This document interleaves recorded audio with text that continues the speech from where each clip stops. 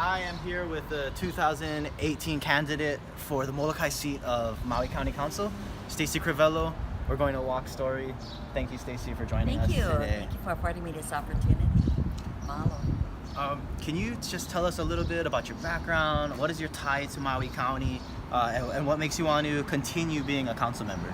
Well, Molokai is part of Maui County, there's no question about it. And, you know, we always need to have a voice, and representation. That's very important. And so I want to continue to serve to my third term. I recognize that we have many needs. Molokai has many needs too. And I believe we're just an island community that we have same needs but unique ways of approaching it and how we do. So listening to the community with just the basic fundamentals of just listening and how we can implement policies that will move us forward in a sense where we're taking care of our residents. And I think that's the utmost for me. I am born and raised on Molokai. My parents were passed on. My mom is from Hana and my dad is actually from Pu'unene. So you had a pure Hawaiian lady who married a man from the old plantation days from the Haole camp. Mm-hmm. So here we are, like a complete immersion of our ethnic diversity that we have. Yeah. So on that topic, what do you think are the main concerns of the people on Molokai? I mean, that might seem a little far to a lot of the voters on Maui. Well, obviously it's economics. Yeah. We just haven't found a niche to be able to find something very compatible that fits into many of our needs, and we often make use of what we have and who we are. And a lot of it is today we have agribusiness, we have the intent of creating entrepreneurs, but that takes capital. Agriculture takes capital. Agriculture takes expertise, but we also have to look at how do we market our products, and that's our challenges because shipping is a major challenge, and perhaps what needs to be involved in that is creating value-added products with our agriculture products. So that and you know you don't have development there. We have to get creative as to how we can sustain our lifestyle. So I know that Monsanto is a big employer on Molokai. Yes, it is. And they've taken a really kind of controversial role lately.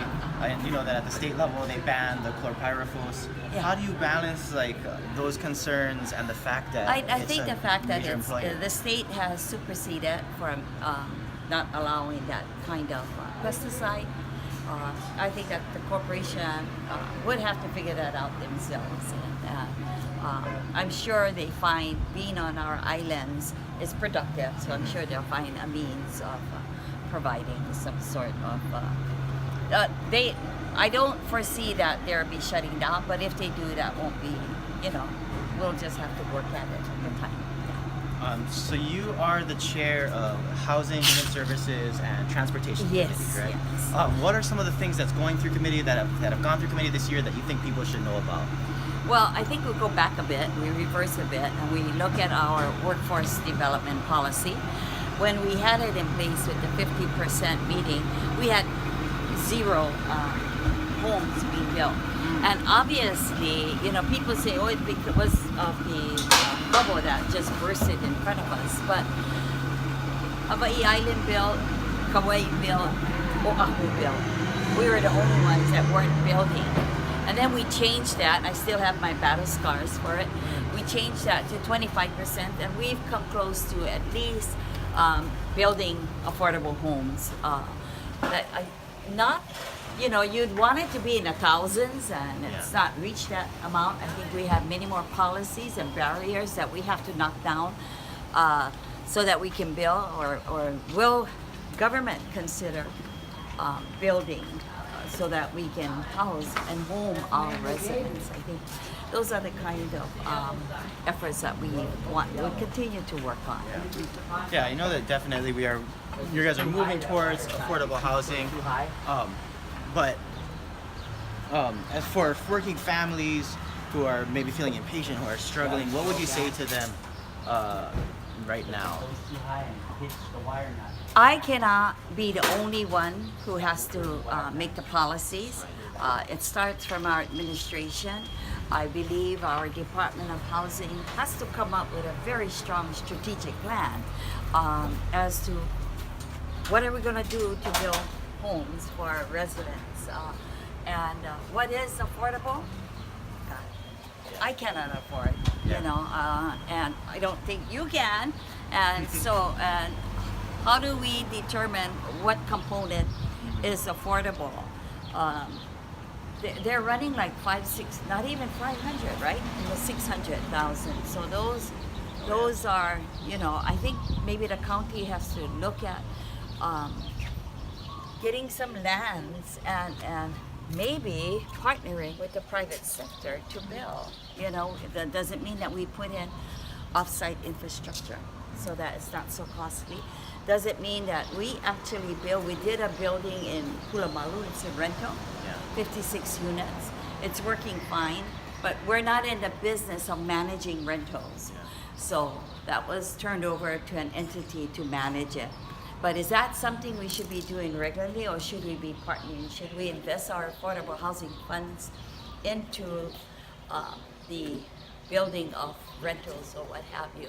One of the things we have done, a lot of time it's entry level, it's rentals that we try to at least, we've passed this year is a credit to the builder who would build affordable rentals.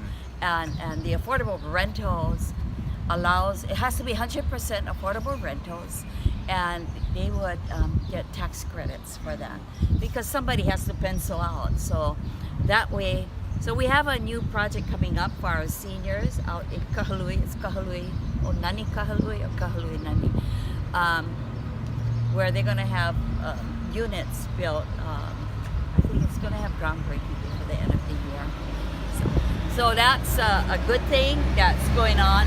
But in response to your questions as to how do we meet the needs of people who want their home,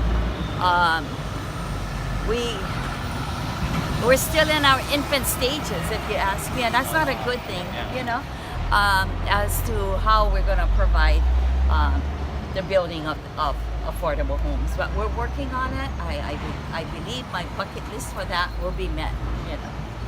So lastly, the county budget just recently passed.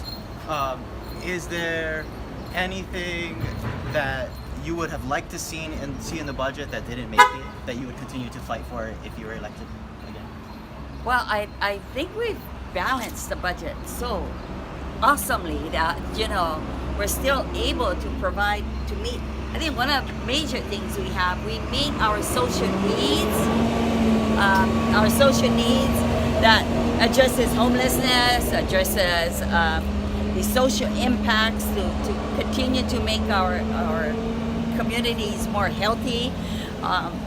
We've done that. I think we're the only county that pumps in so much money into our nonprofits that provide our social needs.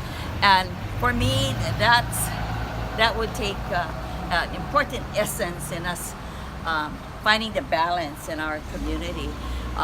So many of us are like displaced at times, and often we depend on the outside entities to take care of it. So if we had to actually have our own department that did all of these things, it will cost us lots and lots of dollars. So I think we've met a lot of it, yeah. All right, thank you, Stacy. We're at the banyan tree. That means it's time to say goodbye. Okay. Thank you so much for walking story with us. Thank you. Thank you. Aloha.